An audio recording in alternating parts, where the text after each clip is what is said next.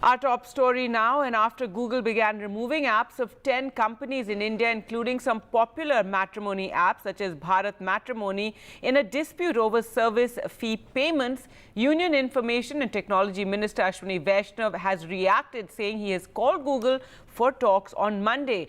Speaking to NDTV, the minister said that the government will take all steps to protect startups in India and hopes that Google will be reasonable.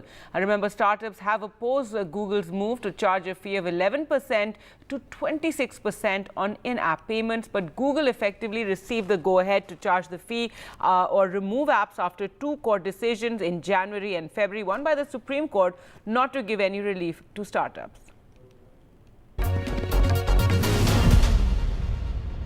You must have seen this Google versus startups thing playing out. Google seems to have removed a lot of Indian startups, including some matrimonial apps and job apps. How do you see this escalating? Will the government want to intervene in this? I've already asked Google to come and meet me.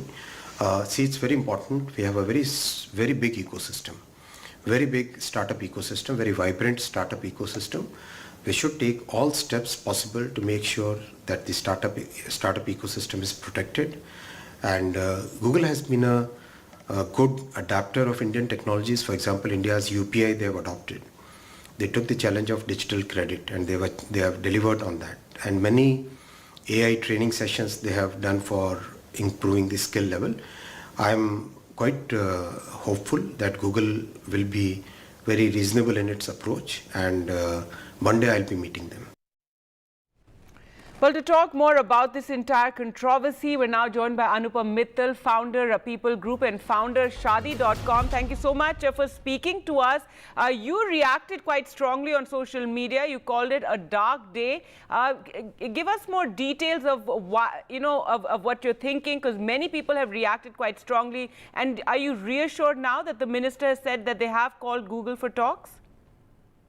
Well, I mean, not really. I mean, there's definitely some comfort in the fact that the minister is going to talk to Google, but we would like a seat at that table as well so that we can put the truth out there. I think Google has used a modus operandi globally, and the same thing they're replicating in India, which is really about spreading misinformation, lies, and deceit. And they have a battery of lawyers and policy influencers, very highly paid, who go around influencing governments and spreading wrong narratives. So my fear is that, if they're the only ones at that party, then they're going to give a very different take on what's actually transpired. For example, right, Google keeps on telling media, and you guys need to be challenging them. They keep talking about for 3 years, we've given forewarning to app developers, but they have not complied. That's not true at all. They have not given any forewarning. Who has protected us for 3 years is the Indian institution and the Indian legal system that has stopped Google from implementing a very, very onerous and monopolistic regime of All right, but Mr. Mital, Supreme Court also has not restrained Google. That's what they're saying again, that they were not restrained. And so legally, they claim they're not in the wrong.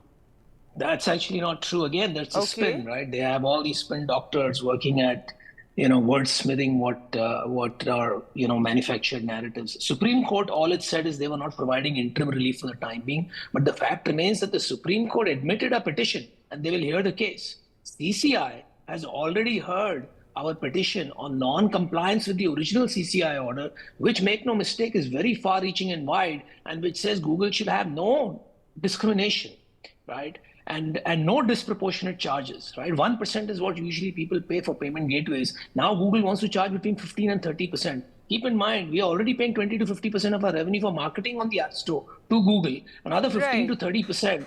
This is like the Lagan system. This is the British Raj. This is the precursor to the British Raj. What you had the East India Company, now you have the digital East India Company. You want a seat at the table when, the government is going to discuss with Google. If, just for our viewers and our understanding, what kind of an impact will this have on the startup ecosystem in India?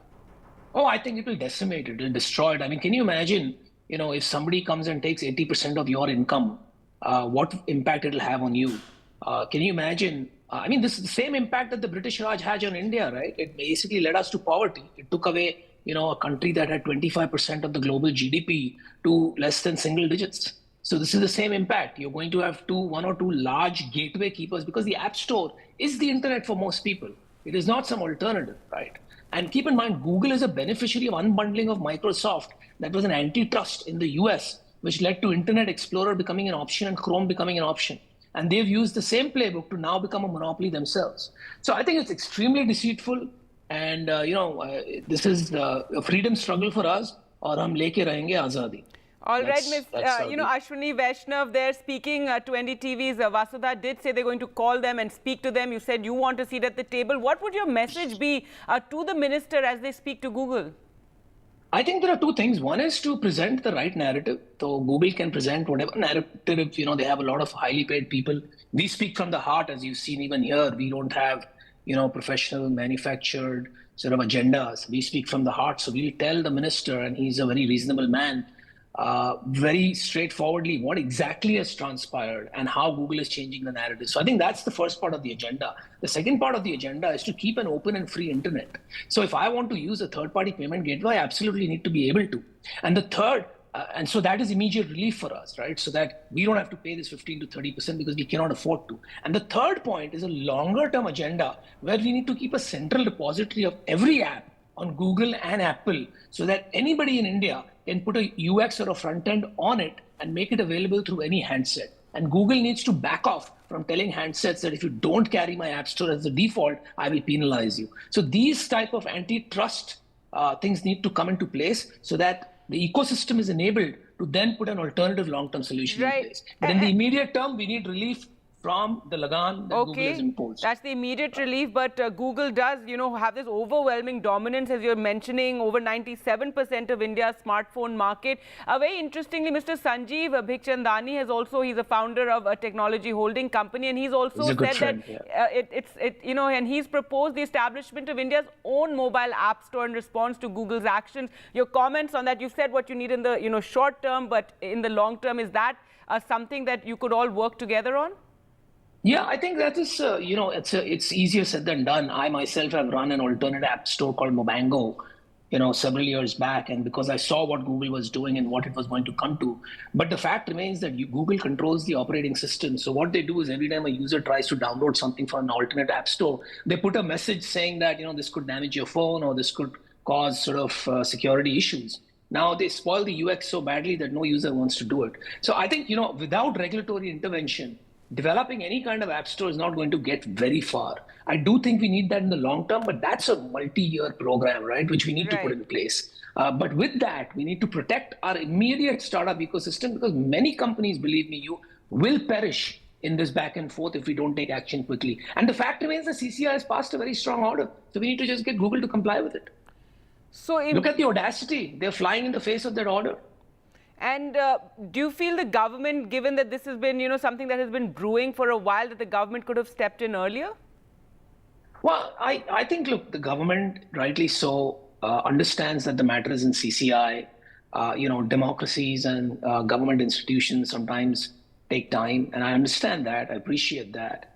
And, the matter was also in Supreme Court. So I think from a government standpoint, they felt that all the right institutions are handling the matter, so they didn't really need to intervene. But given the enemy action that we just saw yesterday, which is unilaterally Google starting to take these apps off. I mean, what was the hurry? You had the matter. CCI is already reserved for order. Anytime now they can pass the order. They've already heard the petition. Supreme Court said they will hear the petition. So it's a sub judice matter. You have waited 3 years. What was the hurry in doing this unilateral action? And you're saying you did it again. Look at the narrative. They said you're doing it for fairness to other app developers. I can give you a list of 100 app developers right now who they have not removed. They have only removed the people who went legal against them. Right? Look at the audacity. Look at the shamelessness. Look at the bullying. Right? It is at a whole different level, and we cannot take it lying down as a government, as a country, and as a people of India. All right, very strong words there. And if you could just tell us, what is the next legal step for the firms whose apps have been dropped? Or is it already, the matter, as you said, is in CCI? I think, we are obviously examining our options. It would be, not right of me to sort of disclose our strategy here, particularly because several other people are involved. So I think I'd keep that quiet for now, but we are exploring all our options. I think the most important thing is for us to meet with the government along with Google so that they have a fair and balanced view of the situation.